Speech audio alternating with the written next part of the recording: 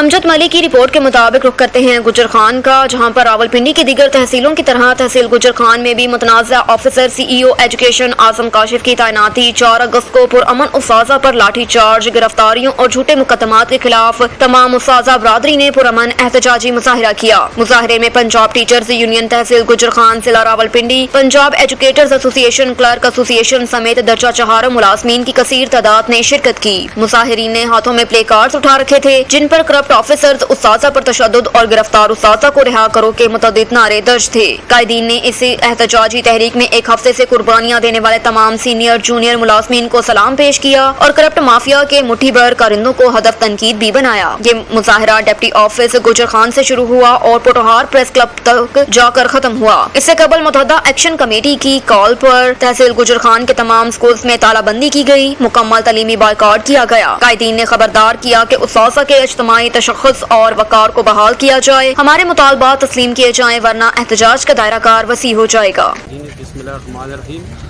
آج جو ہمارا احتجاج ہے، یہ کل جو ہمارا ٹیچر برادری کے اوپر لاٹھی چارج ہوا ہے پولیس والوں کی طرف سے، بے انتہائی غنڈہ گردی کا مظاہرہ کیا گیا۔